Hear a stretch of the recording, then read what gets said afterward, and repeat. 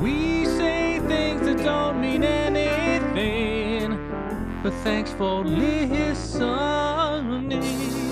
Yeah. Hello, everybody, and welcome to We Say Things, episode 228. Suns fan here with the bearded legend himself, Cinder Man. You also have a beard, sir. It is not a one beard show. That's true. Thank you so much. Nice introduction voice. I liked it. Thank you for joining us today. Can we speak to our beautiful patrons from the In Bruges tier? Wow, you suddenly sound like AI. How'd that happen? Thank you to dear Mr. Gaben. Please bring TI to Brazil next. Yours truly, Captain Broccoli. STGC Daniel, humbled bookmaker, recommends Relic Arena. Please do a belch instead of reading this name. I can't do, I can do a burp on command, but it's just, there's no point if it's not a belch, I feel like. And you also read the name. Mr. I love the NBA segment. Lovely that James Harden is practicing defense on his friend Kawhi. That was one of the funniest clips I've ever seen, actually. Wait, is that how you pronounce that name? Yeah. Kawhi is pronounced Kawhi. Yeah. No, that's Kawaii. It's a different type of Kawhi, yeah. Okay. So you're saying this guy's not Kawhi? No. He's definitely not, no. Well, it depends on your perspective, I guess. Pepperballs, T-Coil, Q Ludes is ready to praise the podcast, Lab Dota, Yatoro does it again, Cinderin, Magdev, Disco Farm D, the Megapope, and Zan Xavier. And also thank you to Nate Thicko01, Ham Scroats, nice. Shark TM, Janie, Dop, Nothing to See Here, Je suis ivre mort. Ben Broomhead loves the NBA segment. Wooden Aftertaste, Anonymous. Venus is the only planet in our solar system that rotates clockwise. Mr. Niebling. Wow, that's a sexy voice and a sexy trivia stat, whatever you want to call it. Thank you. I love the solar much. system. I just want to fuck it, you know? All right. Wait, there's some planets that don't rotate in our solar system, right? Aren't there a couple? Maybe next week, Niebling can illuminate us. What? No, all planets rotate. Okay, that is. I don't know if that's true for our solar system, but in general, that's definitely not 100% true. Well, Mr. Niebling wrote it here, so that is true. Okay. So all rotate. I know it for a fact because he writes it. All rotate in our solar system. Okay. Yeah. Interesting. So only one is clockwise. That is interesting. So as always, thanks to all our patrons. These are the In Bruges tier patrons, but thanks to all of you guys, of course. And if you want to be a patron for the podcast, you can go to patreon.com/WeSayThings. Yes. To chip in and continue the show rolling as it has for how long now? 4.5 years? Too long, I think. 5 years? I think it's time. 5 years. It's probably time we end it. Yeah. Been a good run. 228 is a good one to end on. Yeah, that's a really important number. number. It's the name of one of the pistols in CS. Is that true? A 228 caliber gun? I mean, it's definitely... I'm gonna Google... P250, you mean? P228. Is there a P228? Can you not buy that in CS? Is that the shit one? Game? I mean, maybe it is. Some dog shit SIG pistol. Sour P228. Counter-Strike Online Wiki. Sour? Huh? Anyway, we can move on to... It's been a while. People have been asking for the NBA segment, so we're going to give them something. And I'll tell you why we haven't had an NBA segment, Cinderin. Okay. So, the Suns fucking suck. That's part of it. I've been very disinterested. So let me just explain to you how things are going, or what my life has been like the last however many years. So I've been a Suns fan my entire life, as you know, as far back as I can remember. When I was 7 years old, you're gonna see how old I am. When I was 7 years old in 1993. I went to the Chicago Bulls versus Suns Game 6 NBA Finals. I was 10th row center. And obviously we lost, and it still to this day a core memory, okay? But we lived in the Middle East at that point, and this is back before there was internet, back before we had like NBA League Pass or anything like that. So only games we could get were games that somebody recorded for us, or something that was on like national TV, which was pretty rare, okay, back in the day. So I wouldn't be able to watch that many Suns games. But we moved to the U.S. in 1995, and that is when I was able to watch the Suns every single game. And I did. Every single game from 1995 till now, basically, I've watched all the games. But wow, there's a caveat here. There was 1 year, I can't remember which one. There was a year like probably 7-8 years ago, when I don't know, whenever it was. Devin Booker was on the team. He was relatively new. Our lineup was so fucking pathetic. Just no hope. After like half the season, which is like 40-something games, I stopped watching that season, okay? So it's about half the season I didn't watch. And then when you get to this season, I have only been watching if we win, because, and that's the first time ever, other than this one anomaly, because so you don't watch live. I have not been watching it because I got so angry when we lost to the Lakers and I was watching live. I'm like, this is not good for my health. And this team that is supposed to be a super team has made me hate them. They are so unenjoyable to watch. I have never, like, even when we sucked ass, other than, again, that one anomaly year, there's something like, oh, this guy's developing. There's something. They are so frustrating to watch because on paper, they should be way better than they are. Feels like they're not trying half the time. Feels like our coaching staff is dog shit. Like, I don't know what the issue is, but it has been the worst. So I'm just biding my time, watching the games that we win, which feels kind of bad. That's very unlike me, until the playoffs start, and then I'll be watching live, and then we'll see what happens. So you're guaranteed playoffs? No. I mean, that's the thing is, like, the Western Conference is so stacked. It's unbelievable how stacked it is. It's never been like this before. Right now, we are 7th. Technically, 7th through 10th do that play-in thing to see who two of those teams make the playoffs. So if you're top 6, you're guaranteed. 7 through 10 have to do like some crazy best of one like play-in situation, which is scary, which we're in right now. Are you close to 6th? We are half a game from 6th, yes. So the difference between the 4th rank and us is 2.5 games. Like, it is. And how many games are left? There's like 13, 14 games left. Okay. So things can definitely you can easily make it down to 11. Well, that one, actually, yeah, it is possible. There's a team that's won over 10 in a row now that is 11th. So it's insane. An insane Would you year. rather just bomb out now or go to the playoffs and lose round 1? Ooh, that's a good question. I don't know. Usually I would say, okay, like if you have a young team, it's okay if you lose in the first round, it's some experience. But if you otherwise, you're like, all right, we might as well take a chance at the lottery for the draft. But this year, it's like we have nothing. We have no draft picks, I don't think. We've maxed out everybody's contract. Like, we have no flexibility on the roster. So it would be a disaster either way.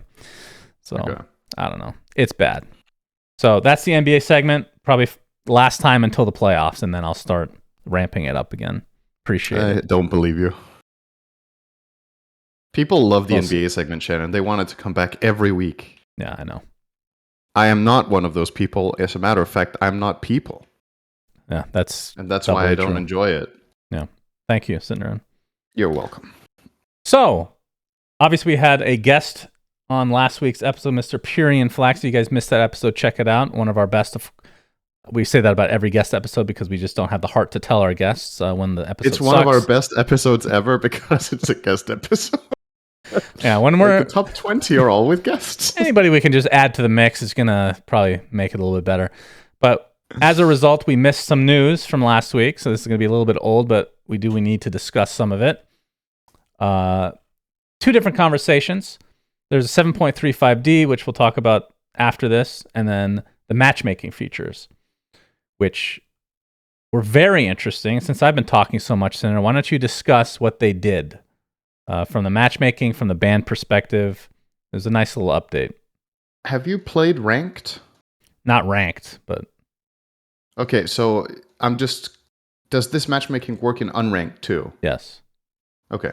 Because the reason I ask is that it doesn't work in Immortal Draft, so this change does nothing for my games. So I haven't seen it in action. Interesting. I think I haven't seen the stream where it happens, but okay, so the two core things that have happened is number one, in order to following all the drama and the problems that there were with Overplus that we covered some weeks ago, where people could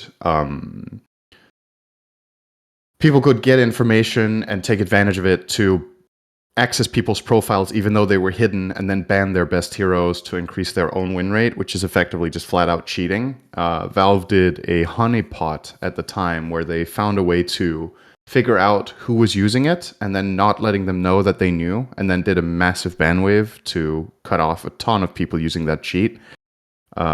Since then, Overplus have said that they're gonna, reinvent themselves and make it better, blah blah blah.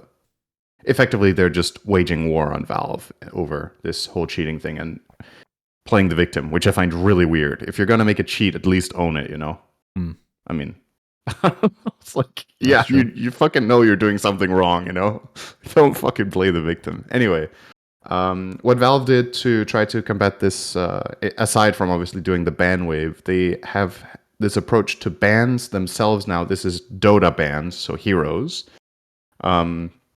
In the past, when you loaded into a game, you would be banning, every player could nominate one hero for a ban, and it would be a 50-50 whether the hero got banned or not. And you could not nominate the same hero twice. It was always a coin flip. And then after those, what would that be? 0 to 10 bans came out. The rest of the roster would be banned with popular heroes, so that less popular heroes got more play. Up to 16 total heroes would be, or a total of 16 heroes would be banned every game.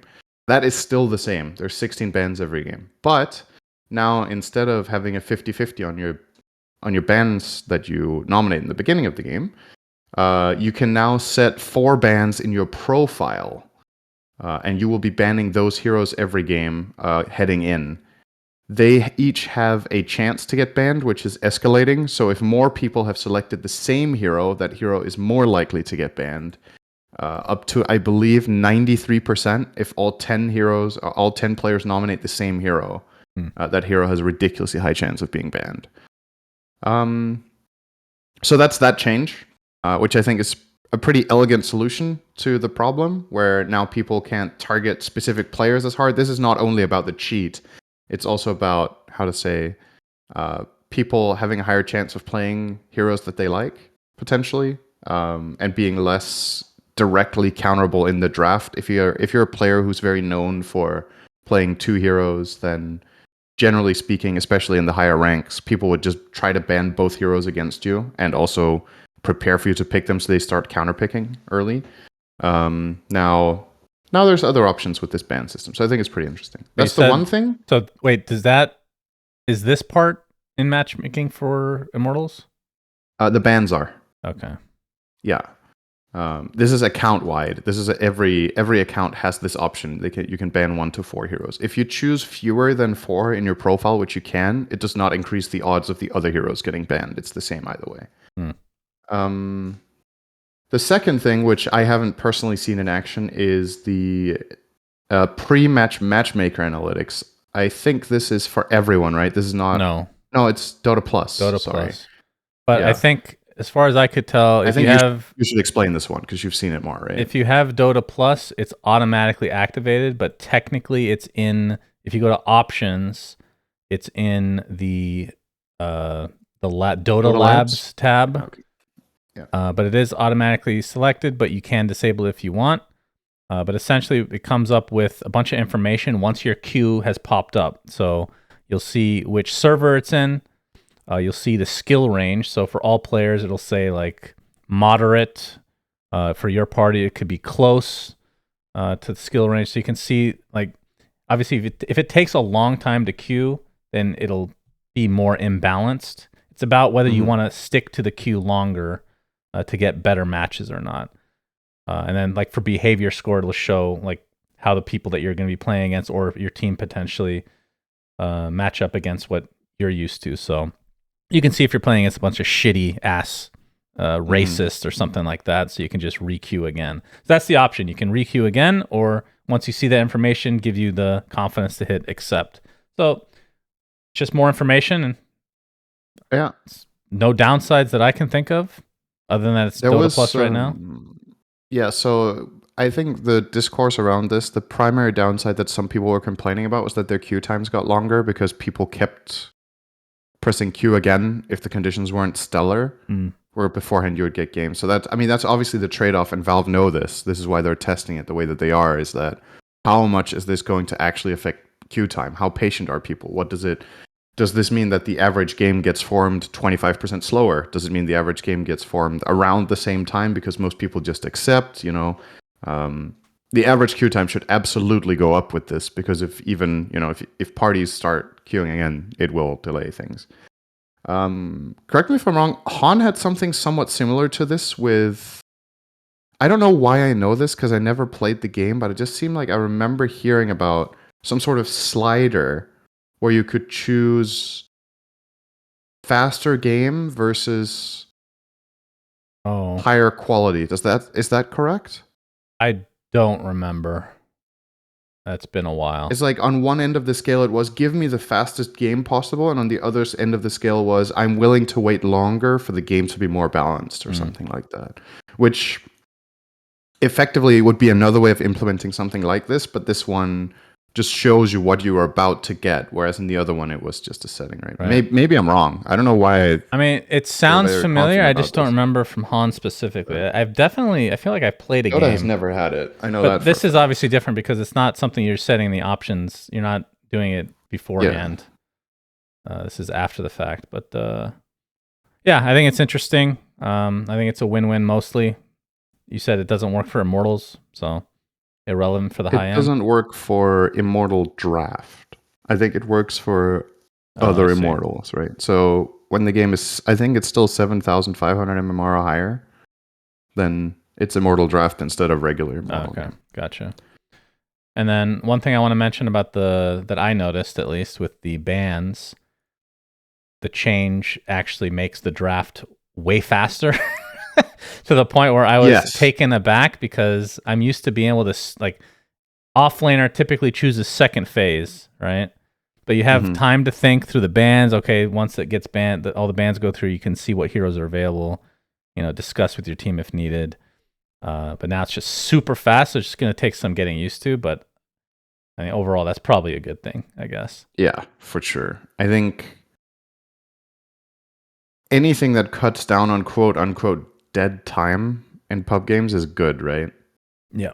It's just most people, like, it's also another thing is a lot of people don't really care about the draft that much, even in their own game. I think a lot of people just want to play, right? So it's just for all of those people, this is just flat out faster. And for the people that care a lot more about the draft, well, you need to adapt to the new circumstances and be faster. You need to be quicker at analyzing, and also perhaps go into the game a little bit more premeditated with a plan of how you want to play. Like, okay, what role am I expecting to get? What hero am I going to play if I get my role? What hero am I going to play if I don't get my role? Etc. So I think, it just becomes a skill in itself, and I personally don't have any problems with that. I think it's something I don't think you mentioned. One little small thing with the 4 bans, you're guaranteed to get one of them. Right. One of your 4 bans will be banned, guaranteed. Yes, correct. So, yeah, interesting change. I mean, a lot of these... that's the thing, though. Like, I wonder if... Do you think this changes the amount of times we're going to see heroes that are just universally hated? Does this... Like, what's the percentages on that? Like, the Arc Wardens of the world tinker when it's, popular, etc. So... For example, in the old system, a hero would be 50-50 in every game, right? Any given hero would be 50-50 if it was nominated or if it was popular. Now it escalates up to 93% if everybody nominates it. So let's say there's a meta where you're just like, fuck Meepo, like this hero is just being picked every game when possible. It's way too strong. The community will self-regulate in its given MMR bracket, which is kind of interesting because now instead of maybe in Immortal versus in Archon, there's like a hero that's considered good in both brackets, but in Archon, somebody will nominate it in every game because they're just kind of fed up with it, but not everybody thinks it's stupid. And then maybe in Immortal, there's just a hero that's an absolute pestilence, so nobody wants to play against it. And then that's going to be banned 9 out of 10 games, which is both a good and a bad thing, because it means that everybody in that game does not want to see the hero, but at the same time, let's say 9 out of 10 people want to ban it, and the 10th player, it's their favorite hero. They used to be able to play it half the games, now they get to play it a 10th of the games. Right. I think that's the biggest downside with this, and I personally would be a fan of capping the chance a hero gets banned at, like, let's say 75%, so that the people who have their favorite hero be super meta aren't just cut from playing the game the way they enjoy it for months, right? Right. It's a bit, that's the biggest downside, and the only one, in my opinion, of this system. I mean, they probably used some of the banning analytics from before as well, but I feel like this is more targeted now to the point where balancing the game, like from a Valve perspective, just looking at the stats of this, probably be pretty interesting to figure out what heroes people fucking cannot stand. Yeah, you get some good data on, on community opinion on hero balance or on what's fun, right? It gives you stats, but I think Valve should definitely be very careful with just looking at, this hero is getting banned 85% of the games, it's overpowered. That does not necessarily need to be the case, right? In some of the lower brackets, for example, I think Pudge has a very high ban rate, but at least he used to be banned way more in lower brackets than he was in Immortal, and the hero is not good. So it's just whether people think it's fun. It's whether there's always this X factor with, this hero gets picked when people don't get their role and they can't play it, but they just want to play Pudge because at least it's fun, and then they lose, right? So people don't want to have to deal with that, blah, blah, blah. So there's going to be outliers, but you're right. I think the analytics can be useful, but I just think you can't just take them as an accurate representation of how good the heroes are. But you can take them as a pretty accurate representation of what the bracket thinks is fun, right? Which is definitely should be a balancing factor, right? You want people to have fun. It's a video game, so if heroes get banned a lot, they're probably annoying for most players. Like, imagine old techies with this ban system. I think that hero, I genuinely believe in a lot of brackets, that hero would be 80% plus banned every game. Yeah. In the system, the old techies would. As opposed to 100%. So that would have been a good indication. As opposed to 100% now, because it doesn't exist anymore, right? Techies? The original techies. Oh yeah, of course, sure. But yeah, that would have been an interesting example of what does the community think about said hero? Because techies wasn't overpowered. People just thought it was really fucking annoying, so they were banning it a lot. Yeah. Yeah. Yeah, for sure. Okay. They end the blog post. So it's a really long blog post with all the cool features that they added and a little tiny footnote at the end. Onward. We know many of you are looking forward to Crownfall, and we're looking forward to getting it into your hands. We're wrapping things up and expect to release in mid-April. We'll see you then. So the community has been they've been going crazy up until this point. Because Valve, for some, this is where the whole community manager thing would really be good, I feel like. But at this point, we're never going to be expecting it again. I'm not even going to ask for it. It's just common sense. And if they don't want to look at common sense, all the power to you, I suppose. But I feel like this could have been avoided. All this frustration. People just want to know if it's late, it's late. They're not going to, I feel like generally they won't get that upset about it. Just knowing when it's supposed to be coming instead of vague timelines, The thing that is, I understand from a fundamental standpoint why they don't want to put themselves... I mean, it's a luxury to have, first and foremost. This is not something most game studios can just do and be like, we'll just release it whenever it's ready. But Valve don't have any stakeholders. They can do it whenever they want. If... I get that if you're in that position, that you don't want to put pressure on yourself and you rather prioritize releasing stuff in high quality than rushing it out to meet a deadline. And I think the downside to what you're talking about with just say when you think it's coming out is, well, what if you're delaying it 3 or 4 times?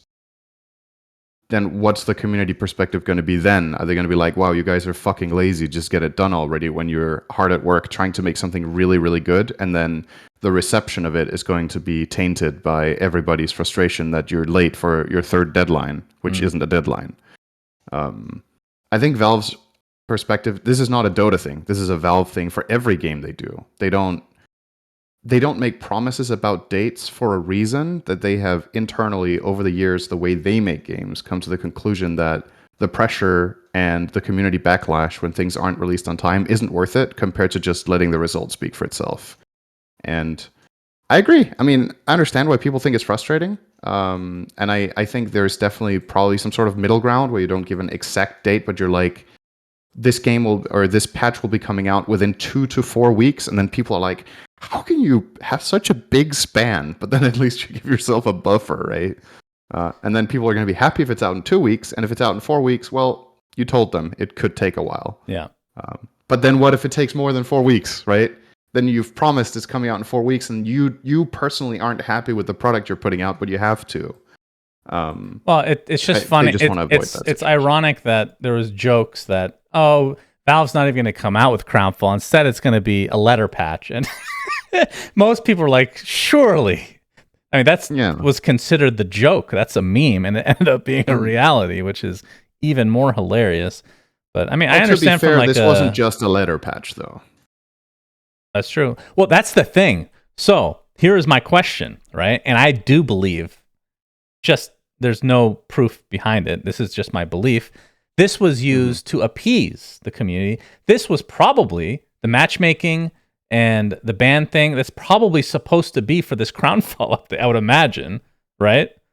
And they probably they took parts of it and put it as a shiny little thing in front of the community with this letter patch that would have made... So that it wasn't just a letter patch? I mean, that's absolutely possible. Just imagine they just came out with the letter patch.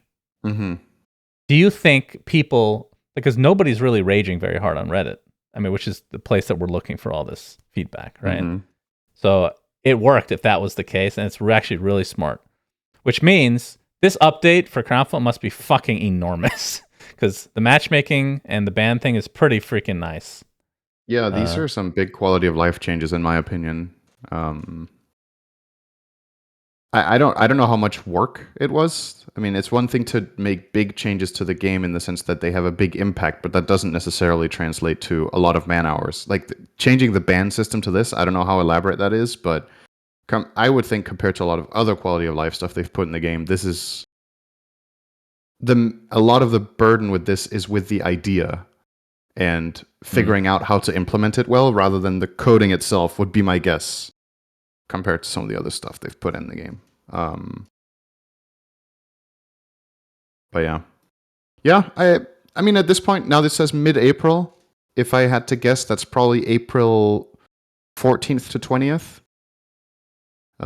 Most people would see mid-April and think April 14th to 16th, but I think it's unlikely to come out before the middle, and I think it might be a little bit after the middle. And that's because it's Valve, and I personally do not have a problem with that. I would way rather, we've talked about this to death with video games in general. I prefer the devs take their time to make it good, rather than push it for the sake of it. And that is a problem that so many other games have that I think perhaps people don't appreciate enough in Dota, is the value of having the option to do this. I've played many different video games that, in my opinion, were released half a year too early, but they had to release. And in the end, it probably hurt them. Yeah. Because they could have... That extra half a year of polish could have done so much for the original player reception and retention that you get over the next months when you drop a big game. So that's right, Cinderin. Anyway. Yeah. So you want to look at the patch? Yeah, let's move on to the letter patch 7.35D. Which stuff do you want to talk about? I guess I can mention one of the big changes because we cast a lot. A lot of games ended with Divine Rapiers because of the way that it works with Brooch. Because you get the spell amp now from Divine Rapier. Brooch will basically allow you to amplify your damage, your physical damage, because it becomes magical, which is then spell amped, like just absurd. So saw it on Mars, saw it on PA, etc. So one huge change is Divine now gives a 100 damage bonus instead of 350. The first line is like, holy shit, they butchered this item. And you keep going. No longer provides spell amp by default. Now can be toggled between two modes. One gives you the extra 250 that you were missing. The other one gives you the 25% spell amp. Yep. A very Band-Aid type solution.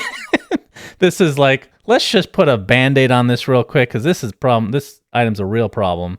And I'm sure that has killed Brooch now, I imagine. You could even argue that this change wasn't necessary because of the other Brooch change, right? That they did in this patch, which is it can't crit anymore. Yeah, that's true. When you have Brooch active, you can't crit. So PA, the main heroes, the reason you had it on Mars and PA was that they had, in Mars's case, a guaranteed crit, and in PA's chance, a high probability crit for a ton of damage. So I don't know if they needed to do both things, but I'm very happy that they killed this build because I think it was flat out just really stupid. And it says something when we watch some of the pro games that Mars started planning for Rapier 10 minutes into the game. Like you could tell that was their mindset that they were going that direction. So good riddance. All right. Always a fan of this stuff. The neutral or the general update of this patch is very small, but it's 3 lines of slowing down the game. So less experience from stacking neutral camps and less gold for mud golems and satyr mind stealers. I would love to see a lot more in this vein. If you're going to keep the map as big as it is, make it less valuable, but make pushing high ground easier, which they did not do this patch. So effectively, this might slow down the game slightly more, even though it's already slow in terms of winning. But a lot of the time, the teams snowball quite fast and then can't finish. And I think it would be nice if the teams could snowball slower, but win easier, if that makes sense. So I think this is one of the steps to do it, is make just less gold on the map. We've heard multiple people talk about that, and I'm a big proponent of that. Okay, there's a lot of like small numbers changes. I don't know if you want to go over the mainly the concept changes, because you've got like BKB 5 second longer cooldown, Scotty a bit more stats here and there. Let's focus on the ones that really change the item. So Helm of the Dominator and Helm of the Overlord now gives you gold when you dominate a creep, which is a really big change. This makes the items a lot more valuable, because not only do you get the creep like you used to, you no longer have to choose between do you want the bounty or the creep. You get both, and you can even, whenever you exchange your creep for whatever reason, it's efficiency, right? At the highest level, stuff like this matters. Especially Helm of the Overlord. If you take a dragon, in the past you were effectively sacrificing, is it 150 gold or something to get that dragon? Now you get it and the dragon. So that's a quite valuable proposition suddenly compared to before. Miaro's going to be really happy with that. The one person to play summons. 33 is going to be happy too. Yep. I think these items needed a buff, so I'm okay with this. The main downside to it is that it's bloat. So you're making this item better by generating gold out of thin air. So this goes against the concept that I was talking about with less gold on the map. So I do like that they get buffed, but I personally would have maybe liked to do it in a different way than just giving free gold. But it's good the items are a bit better.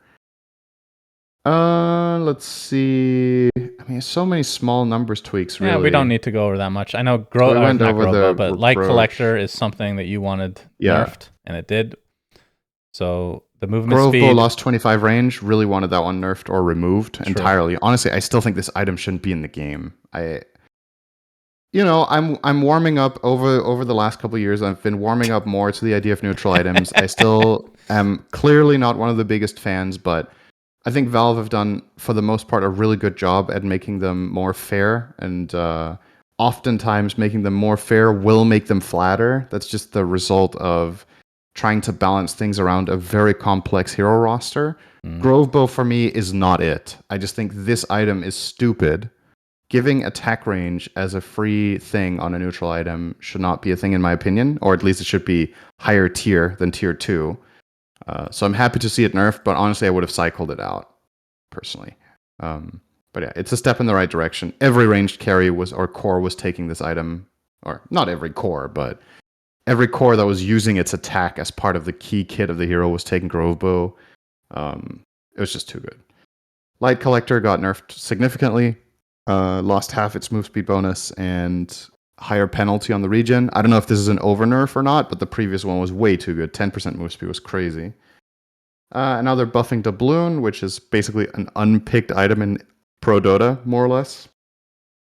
They just give it more regen, which I don't think fixes the problem. I don't think this item is just mathematically good enough of the time.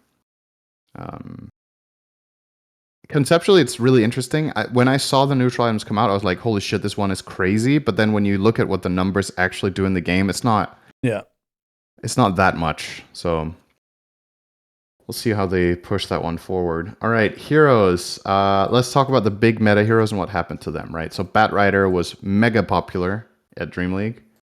Bat Rider loses damage per second on Flame Break on level 1, 2, and 3. And it loses a lot of duration. So effectively, Flame Break went from being a 5-second slow on level 1 with 10 DPS to now being a 2-second slow on level 1 with 25 DPS. So the damage on level 1 is the same, but the slow is way shorter. And this is obviously a really big deal for that hero. Let's see. I'm just going to quickly... Okay. Chen. Yep. Chen was the next obvious one. I guess Centaur lost some damage on the Stomp as well, and a bit on the health regen talent on 10. It's worth noting. Changes like this to base key spells in this vein, especially a level 1 nerf from 90 to 70, is quite major. So Poor that's Centaur. a pretty big nerf to Centaur. He was popular. No buff to the Ags, of course, the cart. Very sad. We're going to see that. I mean, yeah. By the way, I don't know if anybody from Valve actually watches this. Mm-hmm. I would like to make another request. I've been making this request. I think we did it on cast as well. Why has this not been fixed? Hoof Stomp should not be canceled by using Veil or Shivas. Why is that a thing? Or Double Edge. What do you mean? Does Double Edge get canceled? If you press Hoof Stomp and then press Double Edge, you cancel Hoof Stomp, I'm pretty sure. It's if you issue any command after starting Hoof Stomp, it gets canceled. Well, that one makes more sense because it's a skill. It's the only spell in the game that does that.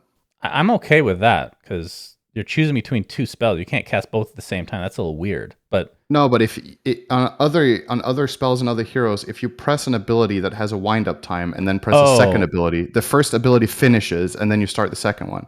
On this one, if you press Hoof Stomp and then want to, you want to really quickly Double Edge after the Hoof Stomp. Yeah. Then, or rather, that's because you can move around and it's not a very normal. It's a very special spell. But yeah. I'm actually okay, believe it or not, with that being the case because it's skill to skill. But the whole Shiva's Veil thing should not. Yeah, with the items, it feels way worse because on those items you're just used to them. On every other hero not having that problem, right? It's a very Centaur specific issue. Yeah. Okay, Chen. Penitence slow got nerfed on levels 2 and up by an insignificant amount, I would argue. And Divine Favor lost some armor. Went from 12 to 9 level 1, and then it goes +3 per level instead of +4 per level. I wanted to see this Divine Favor nerfed. I think it's still too good, honestly.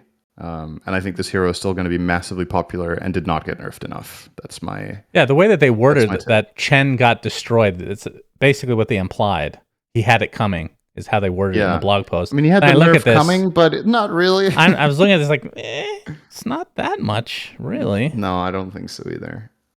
I mean, Divine Favor was just a joke. Just clicking a button to give your ally 12 armor in the lane is insane. 9 armor, it's not that much different. That's still a lot, Yeah. It's definitely significantly less than 12 from...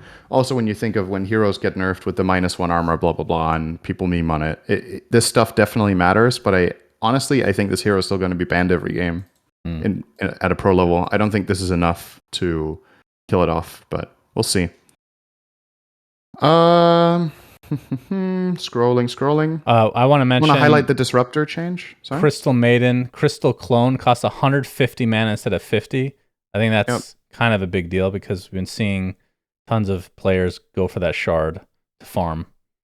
Yeah, or if they get it for free, just spamming it for wave clear and farming the jungle. Yeah. I think this is reasonable. That spell being 50 mana was actually ridiculous for how good it is. So, that's fine. Disruptor gets... So this is just a numbers change, but I think this one is significant enough that I want to mention it. His slow goes from 0.1 plus 0.1 per level to 0.4 on all levels on Thunderstrike. And this makes his laning significantly better. And as a result, we've actually seen in recent pro games, this hero has been relatively popular from being a very niche pick. The players that used to favor this hero are starting to run it again, also because him getting this buff and some other supports getting slight nerfs that were meta will start to push him up. And I love that. This hero is super fun to play. It's super fun to watch. It's awesome in pro games. It just really affects the dynamic of the game, and it creates moments, I would say, and heroes like that are always fun. So, okay, Dragon Knight was also a big meta pick. He loses 100 health on his level 15 talent, which was one of the best talents in the whole game, in my opinion. He just had a level 15 talent that gave him 400 health on a hero that has high armor, was insane. Now it's 300, which is still very good.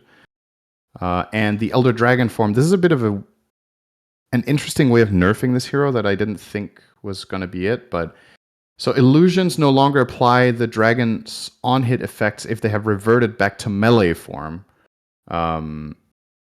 which is only in, generally speaking, in a short duration of time, this is going to be relevant.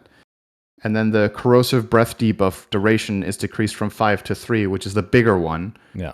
Because this means Dragon Knight is worse at taking towers. He can't just go and poke the tower every 5th second. He needs to do it every 3rd.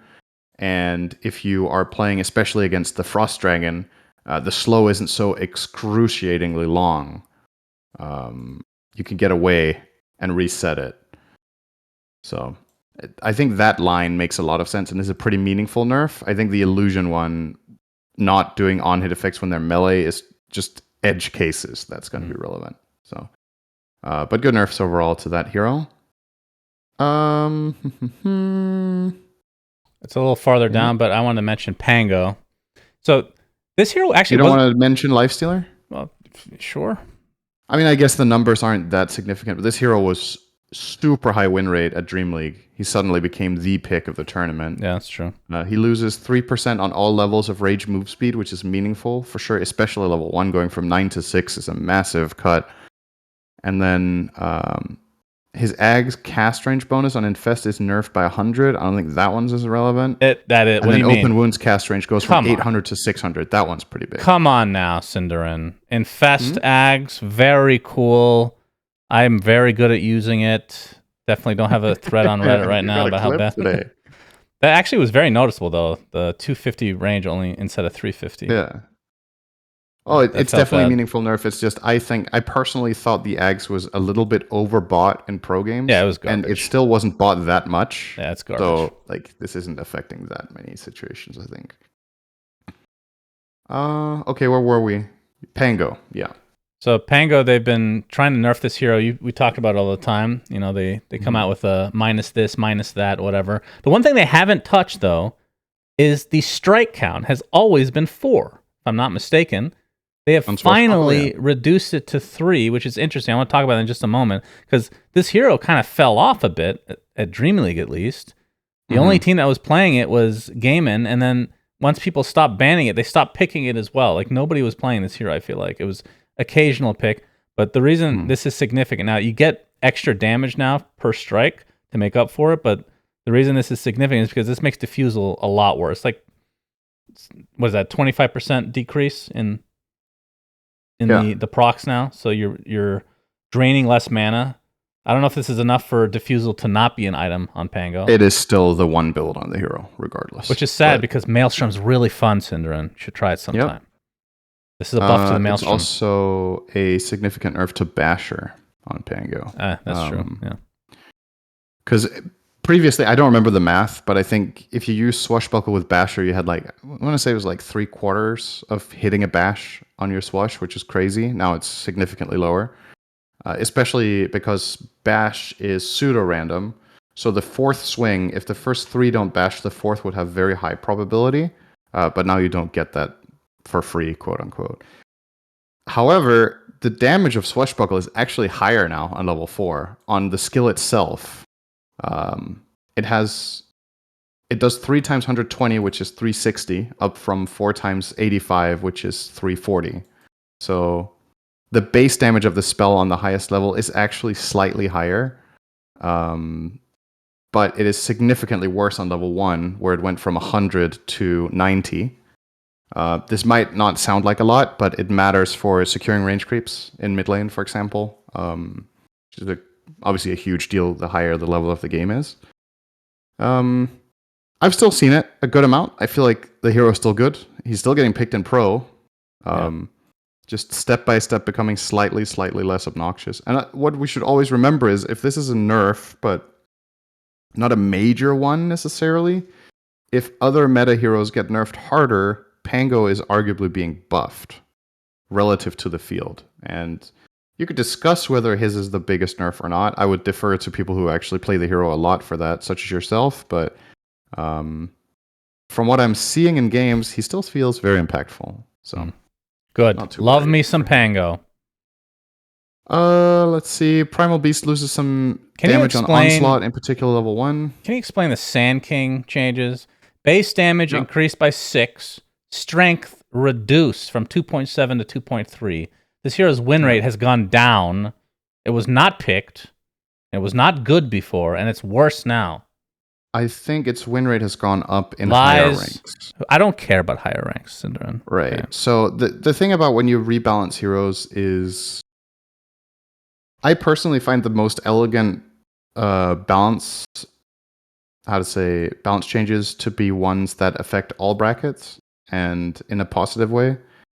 I think this one is more important the higher the skill the game is, because Banking, one of his biggest Achilles heels or his single biggest one is getting level 3 and level 5. I think this hero's laning early on is just atrocious, and giving him 6 base damage is a major help to try to get a couple of last hits and prevent himself from getting denied out of the lane. Now, he still faces the same problem where if he gets zoned, you're just fucked, right? But you have more of a chance at fighting back if you play with a strong support. The 6 damage helps you in any trade you do against other heroes. It helps you get last hits. And yeah, the strength gain nerf sucks, obviously, but comparatively, Sand King's first 5 minutes are more important than any other stretch of the game for this hero. So him being better in that range is important at higher brackets. Are we going to see him in pro? I don't think it's enough. But I think it's a step in the right direction. He was really good and really popular for about a week. Yeah, he got over nerfed, I would argue, in that patch. Well, of course he did. He's garbage. But the reason this is less significant the further down the ladder you go is people are worse at playing exploitative lane strategies. So you're not going to... The lower the skill of the game is, the higher CS Sand King will have in the first 5 minutes, and the less this 6 damage will matter, because he will float the lane and do okay, and then the second line is going to kick in more with the strength gain decrease. Because if people don't lane well and you're just farming anyway, then this is just worse after the laning stage. Mm-hmm. So it's a really interesting showcase of the mindset of balancing and how these lines can do a very different thing in different ranges of skill. So I think the base damage increase change is really good, but maybe it shouldn't have been 6. Maybe it should have been 4. And then instead of nerfing his strength gain this much, you could have done, I don't know, maybe just not nerfed it at all. Like you could have just given him 4 damage and see what happens instead of 6. But I think if you just gave him flat 6 damage and no nerf to compensate for that, that would be one of the biggest single line buffs I've seen in a long time to any hero. Maybe he deserved it. I don't know, but we'll see. Still don't think he's that good in pro. Terrorblade, Reflection. Sven lost an armor. Worth noticing. Good. Terrorblade, they don't like him as support, apparently. Reflection damage decreased more so at the earlier levels, untouched level 4, and the radius by 100 taken off, 500 to 400. That's big. The radius nerf is really big. So I actually did not like this hero. I mean, I'm a big Terrorblade hater anyway, I guess, and I love heroes being able to flex, but this one was just too weird for me. Since I did not like seeing Terrorblade as support. It's just, I don't know. Did you enjoy that at all? Not in particular. It felt kind of underwhelming as well. Like, wasn't exciting. I don't know. This hero is just, as a support, he has one interesting play, and that is casting Sunder at a good moment. And we cast games of Terrorblade where it never happened. Yeah. So it's like, okay, it wasn't particularly interesting. I completely get why the pros were running it, and it had okay success. Like, there was a lot of logic behind it, but I don't think it was particularly appealing. Like, obviously, people will love flex picks and what it brings to the draft, and it keeps people guessing, and on a pro level, it's really interesting, but I don't think it's like something you should always strive for, to make every hero flex. I think it's okay that a lot of the heroes are a little bit more specific in what they offer and are a little bit more pigeonholed. And Terrorblade becoming a support to me was also a little bit weird. So actually, just to finish off on the Sand King thing, now that I think someone in chat just mentioned this, he said the win rate of this hero was very high in Herald, which actually kind of makes this nerf or change interesting then, right? Because I was talking about it from the perspective of you're buffing it in the higher bracket but nerfing it in the lower, and maybe that's not elegant, but it actually is. If the hero's win rate is too high in the lower range, then this is really clever, right? Because you're nerfing him in lower and buffing him in higher, which is the exact thing you want, is to try to clamp his win rate around 50 in both brackets. So I don't know if that's true, if Sand King's win rate was very, very high in Herald. It was just, if it was, I love this change suddenly a lot more than I did. So, cool. Okay. I think that's Timber got a little bit of a nerf. I personally would have liked to see it on Whirling Death, but he gets the nerf on Timber chain damage and on reactive armor, especially level 1. Max stacks down from 15 to 12 is quite meaningful. We saw Timber saw us go 4-4-1. And that build now is worse because the reactive armor level 1 is worse. And therefore you might have to put another point in it, and that in turn delays your burst damage from the other skills. And on top of that, you nerf Timber Chain. So this is a quite meaningful nerf, I would say, to the hero. I think he's still going to be popular, but I like this change overall. If it wasn't Whirling Death, then this way of nerfing the other 2 spells combined, I think, is pretty good. So don't mind that. Tinker gets 2 armor. Very topical for the hero. He's smoking a pipe, which is what the devs did when they did this as well. This is the weirdest change of the whole patch. Giving Tinker 2 armor and not changing the entire problem that he has right now in his kit. Laser is too bad. Like, the nerf to laser, when I saw that in the changelog, I was like, this hero is fucking dead. Can I just stop you? Nobody gives a shit. Literally nobody cares if this hero ever exists again. We can move on. If they deleted him, most people would cheer. Legitimately. Sure. Okay. I mean, that's fine. Fuck this hero. In that case, don't give him 2 armor. Just don't change him. Just leave him. Just leave him in the dumpster. Nobody gives a shit. That's so fine. He gets 2 base armor and he gets more cast range on Defense Matrix, which is the one skill he has that didn't get nerfed and doesn't need a buff. I don't know if they're trying to, like, can this hero be a support kind of thing? No, I don't think he can, because laser sucks. The skill, I think, honestly, I'd be hard-pressed to find a bigger single nerf to a spell in history in Dota than the laser cast range going from 600 to 450. I can't remember a different spell being hit that hard. There's got to be more. He wasn't. The thing is, Tinker wasn't even popular in pro Dota. He was like a niche pick being picked 1 in maybe 100 games. Good. But he was a really good Smurf hero. So obviously you're trying to make the hero less appealing if people are playing outside of the skill bracket. You could argue you shouldn't solve that by nerfing heroes, but solve it by, non-in-game things or inside once the game is loaded in, My goodness. Okay, I think we can move on. This you just hate Tinker. I get it. This was a letter patch. Congratulations. We actually have quite a bit to talk about, and I'm not going to cut any topics today, Cinderin, just so you know. Okay. Sure. Okay, so that was the letter patch. Next, very briefly, we'll talk about an Apex tournament that occurred. Oh, Did you? God, I had a is- video playing it. oh. So they were playing a tournament, and the pros start getting hacked, and you can see like they're streaming their games as well. Somebody hacked into their computers or through like the game. I forget what the actual exploit was, and they were cheating, literally using aimbot or wall hacks, which is the funniest shit ever. Obviously, it sucks for the people that get affected by this, but apparently cheating has been a huge problem in Apex in general. And EA slash wait, what company is it? I forget what the dev is, but anyway, apparently they've had a lot of issues with cheating, and people are sick and tired of it, and they're thinking this is like bottom of the barrel. If they don't do anything at this point, then they never will. That's Respawn. Thank you, chat. So EA and Respawn. So they're getting absolutely shit on. Like, I've never heard of anything like this ever. And then they basically have to stop the tournament as a result of that temporarily.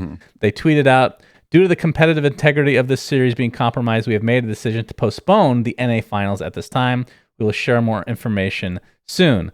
And then apparently what happened, Cinderin, is they come out with another follow-up saying, following last week's events, Respawn has rolled out updates to the game, and with those protections in place, here's what you can expect from tonight's NA Finals. In addition to our confidence in... This part is fucking hilarious if you just listen to it very carefully.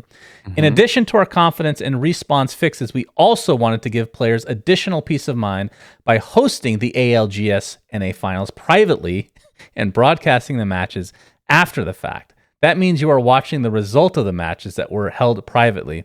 So they're trying to make it seem like we fixed the issue. We're very confident, but apparently not confident enough to have the live event occur. This is so crazy. This is unprecedented shit.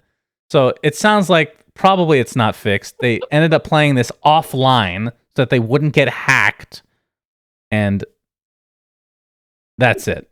That's the entire story. So much confidence in our fix that we're taking the tournament offline. That is something. Yeah, that was. I mean, something else.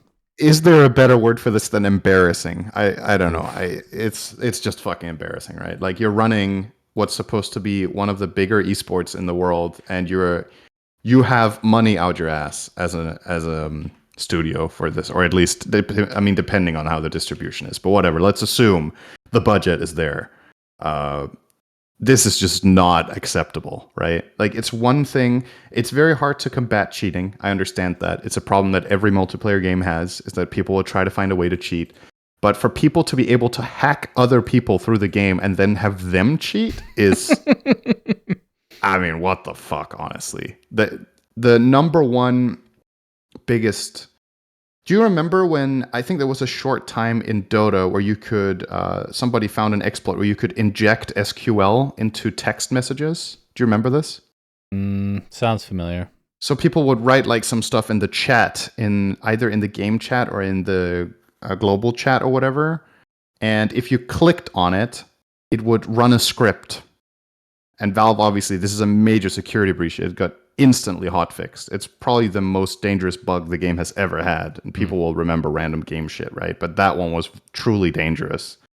I think in a lot of situations, people did harmless and funny stuff with it for a short while it was there, like linking to an image or Rickroll or whatever. But technically, if you were good at it, you could do some really malicious shit. So that obviously got mega hotfix. And to me, this is like within the same category, just that the difference is this got literally broadcast in the finals of a tournament where players are getting hacked and you see their screens. So effectively, you're advertising the cheats on stream. Yeah, that's fucking never crazy, seen man. anything like this before. Just incredible. Yeah, I don't know. I mean, the story kind of speaks for itself, right? But yeah, like you said, the comment that we have confidence in our fix and we're playing the tournament offline, just like, it's just fucking funny. I don't know if did it run? I haven't really. Yeah, watched this game. they played the tournament offline, so the tournament's over. So it did conclude. All right. Yes. I don't know what the updates to the actual anti-cheat are, though, if any. Probably not so great. I guess a final question is, the people who did this, were they doing it just to fuck with the players and to... I mean, obviously, you're doing that regardless, but Was the main motive behind this to disrupt the tournament, or was it to be like, okay, this is effectively us rebelling against how bad anti-cheat this game has? It could be both, or Yeah, it's hard to tell. I don't know the actual details, but that's something. it's All right. very unique, no doubt about it. I wanted to talk about Relic Arena a bit. I know some people are interested in how the development's going, and they want me to do the occasional update, I guess. I mean, a lot of the updates that we're doing are privately held through the Kickstarter. So if you're a Kickstarter, I think any tier, we've been posting videos every couple weeks onto, they're unlisted live streams onto YouTube, but you can watch the VOD after the fact. I know some people are still interested in Ability Arena, of course, which technically Ability Arena has been back up and running for quite a while after the whole monetization garbage that occurred. I'm not going to go into detail into that, but it's funny though. So we took off monetization, so we're not making any money off Ability Arena. We're just losing money every month, and because the lawyers told us to do so. They also sent those emails to every other custom game, and guess what, Cinderin? We're almost a year after the fact now. They're all still up with monetization. Isn't that fucking unbelievable? Like, it actually makes me so fucking pissed at Valve lawyers for not just deleting their whatever. They can do whatever they want. This is why we're building our own games, so we don't have to deal with this bullshit anymore. We don't have to, we have the flexibility on our side. So anyway, Relic Arena, it's going quite well. We're hoping that the alpha will start. And when I say alpha, it means it's going to be relatively scuffed. A lot of unfinished stuff. It's not going to be like, these games that are early release alpha that you see are relatively polished. That's not really an alpha. This will be an actual alpha where we're going to be changing, very big things all the time to see what works best, what formula works best. But it wasn't until the last few weeks that we've been able to actually run games and test a lot of the spells that we're creating.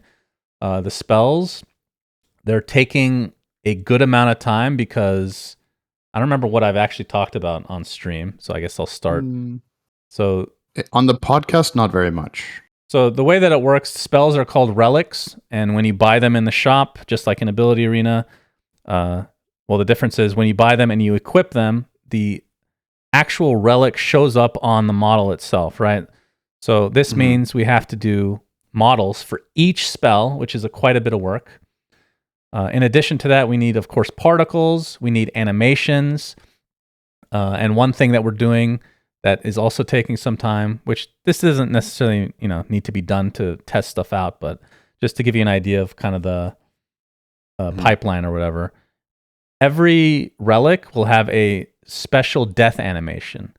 So if you kill somebody with, here's an example. Like we have Charge of Darkness, the equivalent. A lot of the spells are not really that close to Dota, but this one kind of is. It's the F1 rocket engine, right? You equip it, it goes on your back. You get this fucking huge engine on your back, or rocket on your back. And if you kill somebody with that spell, it has a special animation for that relic specifically. So for this one, if you kill somebody with the rocket, one of two things happens. There are actually two animations for this one, which is a little unique. Number one, either the guy starts rolling, tumbling away off screen, and actually goes into somebody else's arena randomly. Just some random dead body rolls onto their arena. And then the other 50-50 is it ends up rolling out of the screen, and then it shows up on your screen, like in Smash Brothers, where it gets stuck on the physical screen and slides down. Right. So that's just an idea that we thought would be really cool to add a special touch to all these spells. So that's a lot of work. Yeah, it's a lot of work, and we're going to start doing the alpha, like I said, in about a month. We're going to cut everything down to be a 4-player mode to start because we just don't have enough spells to really do an 8-player. So that'll be roughly 25 to 30 spells or relics. And there's one I wanted to talk about because it's hilarious, if you don't mind. I may have talked about a bit of this in the past. There's a relic called Plague Doctor Mask. You have not talked about that. Okay, good, because it's fucking hilarious. So Plague Doctor mask, something goes on your head, obviously. It's the bubonic plague, like from back in the day. Has like that, it's like a beak almost. Mm-hmm. But the spell itself is kind of a cross between Decay and Paralyzing Cask, maybe. So you throw a rat at somebody, and it bounces between anybody that's close by, except it doesn't stun. It steals HP temporarily and gives it to the caster. Okay? Okay. And when you upgrade it, the super will become one of three things you can choose. You can lower the cooldown, because this is a spell that you can cast relatively often, like Decay. You can prevent whoever's affected by the rat from healing for a certain amount of time. Or you can have a mini stun attached, a 0.75 second stun. So it ends up actually being like Paralyzing Cask, right? Right. And the Juicy, which is what I want to kind of show on video here. Well, it's not going to show like what the spell is actually doing, but it'll show why some of these spells take so much time, because our ideas are so fucking stupid that it requires a lot of extra work. So the Juicy is called Rat King, and it'll spawn a physical model next to you. Okay, animated physical model of an obese rat king that ends up shooting rats out of a cannon, basically mimicking what you're doing. So if you upgraded your, to get -2 cooldown, he'll also get that. So he's just shooting these whenever the cooldown is up. He's shooting them as well. So it's an elaborate way of saying 2 charges to the spell. It's a physical model. Okay, so this is what the model looks like. There we go. I make that nice and big for everybody. So right now in the picture, you weren't lying when you said obese. It's a very fat rat, and he's going to be sitting in the throne on his throne. I was just going to say, when do you think the last time he used this throne was? It's got to be years ago. Yeah, the funny thing is, so the original, like we told the model what we wanted, right? And it ended up coming out with a fat rat on this throne, and I looked at him like, he needs to be fatter. So he extended the belly quite a bit. I'm like, no, like real, like American fat. So this is what he came up with. That's when he got it. That's when it clicked. Yeah, and then Jenkins said, I want him to have nipple rings. So these are like just random additions that we added. So he has nipple rings here. And then I want to show a video just of the animation. So it's not showing like the spell effects or anything like that. Let me see.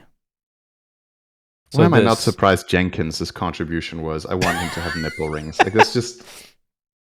very important. Okay, here is just the shooting animation. So you can see what it kind of looks like when the rats are coming out of the cannon. Oh, wow, this really reminds me of King K. Rool from Donkey Kong. Sure. I don't remember that one, but sure. And I think I have a second video. This is a good here. Animation for an alpha, though. Our anim.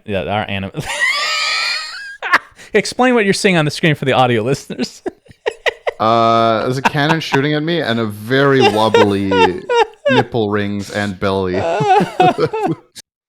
Oh, God. That's the booby animation that we have for the game. So that can be applied, of course, to our sumo wrestler as well. So that's just a short example of one relic that we have in the game right now that we're very proud of. And that the animator did an amazing job. His name is Felix. Our modeler, Will, also amazing job. And then me and Jenkins came up with the concept like complete morons. So that is the update on Relic Arena for now. So if you guys enjoyed this segment, I can bring it back every once in a while, but obviously a lot of the details will be on the Kickstarter for the people that supported us.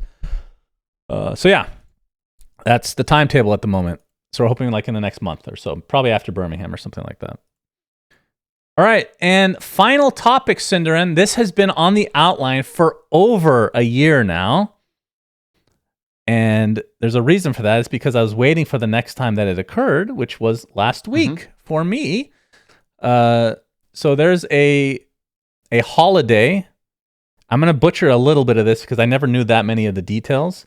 But there's a New Year celebration for Persians and well, I shouldn't say just Persians. It's a lot of other countries celebrate this as well, but it is considered to be the Persian New Year, which is also pronounced Norooz. It lasts for 13 days, and it's based off of the spring equinox. So the time and date differs every year. I remember as a kid, I'd be really annoyed because my mom would wake us up and sometimes be like 4 a.m., fucking dead of night, having to put on like new clothes and then get on the phone with our relatives in Iran. But I figured I'd just talk a little bit about this just to give some culture. Because I remember this came from the fact that you gave some cultural talks about something in Denmark with, what was it again? Probably Christmas. Yeah, I think it was Christmas.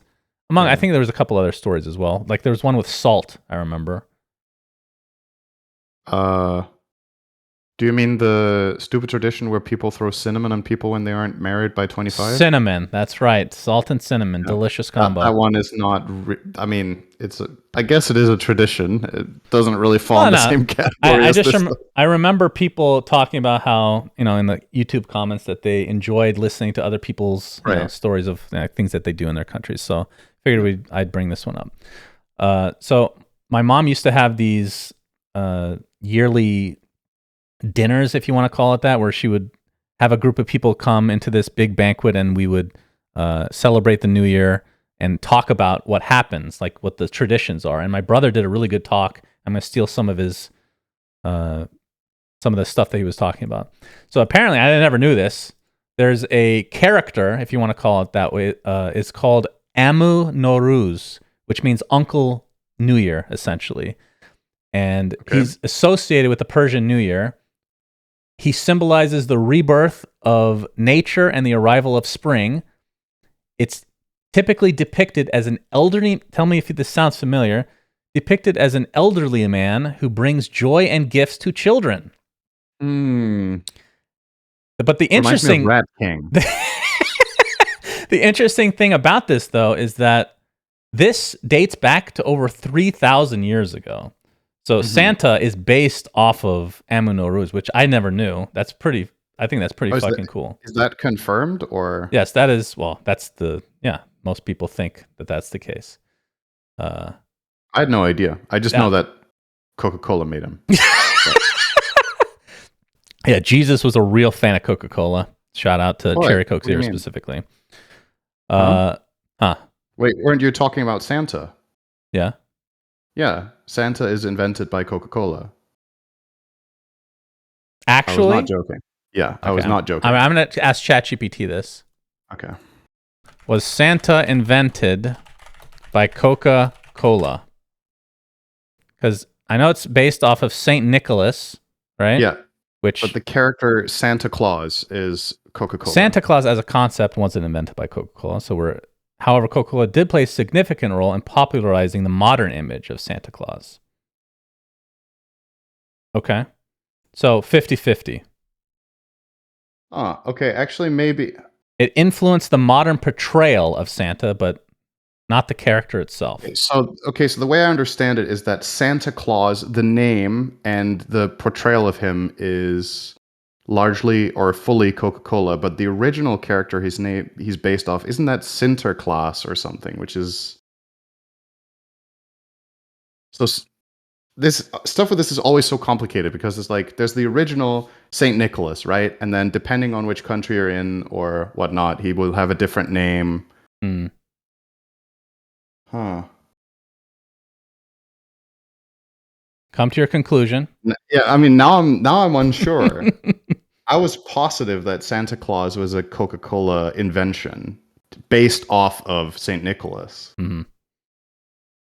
It sounds like they just helped modernize it, if you want to call it that, the portrayal.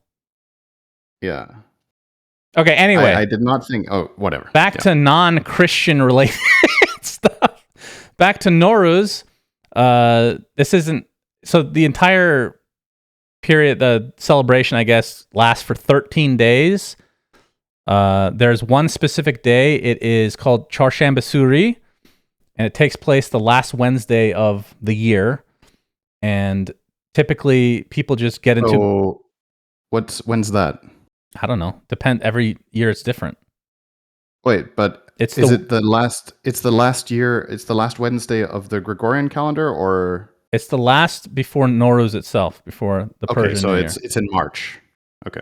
Yes, typically. Yeah. Is there any other time that's not March? I don't know. Anyway, so the entire celebration is you jump over a bonfire. It represents like the you're getting rid of bad spirits for the new year kind of thing. I'm summarizing this very loosely, but I remember doing that as a kid a few times. It's a lot of fun.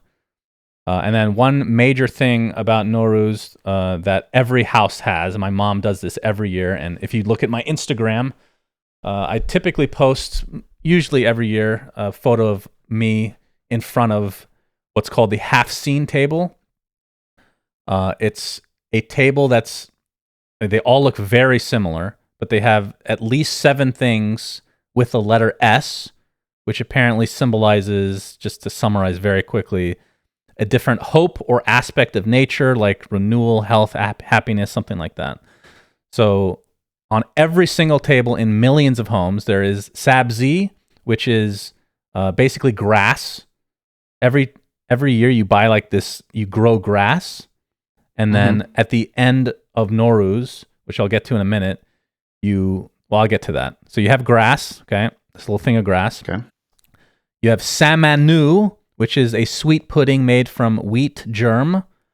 You have Persian olive called senjed. You have vinegar, which is called, I don't know how to pronounce this one, sirke, I don't know. You have an apple, which is sib, garlic, which is seer, and somar, which I think most people pronounce as sumac. So this is all on the table. There's typically a mirror, there's candles, there's painted eggs, there's always there's always a bowl of water with a goldfish in it, which symbolizes, I believe, life, which is ironic because the thing always fucking dies. So my mom stopped getting real live goldfish. The painted eggs is a little bit interesting considering how close that is to Easter. Yes. Right? So that is also, if I remember my brother's speech, that is also potentially inspired. Easter is inspired by, or vice versa, obviously, since this is a lot older. And then there's coins and whatnot. So on the final day of Norooz, you go to, typically, we never do this anymore because I hated it as a kid. You go to a park, because you have to go outside, of course. It's really difficult to go outside. Yeah. And you can't play CEST there. Yeah, you have a picnic, and then you take the grass that you've grown over all this time, and you put it into running water. Which, now that I'm trying to remember what that symbolizes, something. I'm sure you can look that one up. I can't remember what that actually symbolizes. So that is the TLDR of Norooz, which is the Persian New Year. So thought people might find that interesting. So how much of this did you do? As a kid, very little. I think I went to like the Charshambasuri, jumping over fires, maybe 3 times ever. And one of them was when I was actually in Iran, which, you know, if I'm there, I'm going to be doing that stuff anyway. But most of my life has been in the U.S., so have not. But like I said, when I was living with my parents at the time, my mom would wake us up at whatever time to celebrate the actual timing of the New Year. But since I've been an adult out of the house, the only thing I do is go to my mom's house for dinner on the night of the actual New Year or day. Or so whatever. you don't do any of the, how many S's was it on the table and stuff? No, my brother does that in his house. Okay. My mom does it. I wouldn't mind it, but it's just, you know, a lot of work. That goldfish. Don't want to kill another goldfish. So what can you do? So yeah, that is it. We made it to an hour 20 with very little topics, mainly because you talked about the D patch for about 30 minutes somehow. Just mind-boggling. Yeah, spent a minute and a half on Tinker. Think he deserved it this time. I really appreciate that. So yeah, that'll do it for this week's episode. Ladies and gentlemen, thank you for joining us as always. Until next week, maybe we'll have, well, it's not going to be Crownfall. I guess, what do we have to look forward to?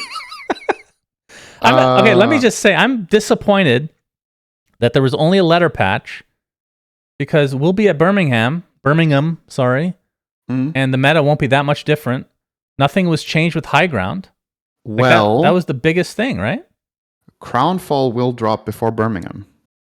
Wait, Possibly. is that before Birmingham? Birmingham starts on April 22nd. Spicy. So there is a possibility that the teams have 1 week to adapt to stuff. But there is obviously also the possibility that the Crownfall patch does nothing gameplay-wise and is strictly event and cosmetics. Oh, I didn't turn off the belches. Sorry about that. That was good. Awesome. That was really It was good. bound to happen at some point. That's good. It took an hour, 20 minutes for somebody to belt. And it wasn't even you. Oh, now they're coming in constantly. Go ahead, Cinderella. Yeah, I think there's no... Good effort, Especially everyone. considering the timing of this, I think there's a good probability that the Crownfall patch isn't a balance patch. But I'm a little bit unsure because Valve, they used to do, balance patches around tournaments more so, but in the last year or two, there's been more whenever, just dropping it whenever. You can mute them, right? Oh, so good, actually. I don't even know when they're playing. You so were I can't talking tell while I was peeing. Let's just say that. Oh, nice. All right. All right, sorry, this has gone off the rails. That's a big boy. It's fine. What I will say as a final thing, what you can look forward to next episode is my recollections of the CS2 major. Oh, yeah. That should be good. I'm going to that tomorrow. That's awesome. So take some pictures. yeah, I'm very bad at remembering that, just like you. But I will try. All right, great to hear. To take Sandra. pictures. That's great. We are not picture people, you and I.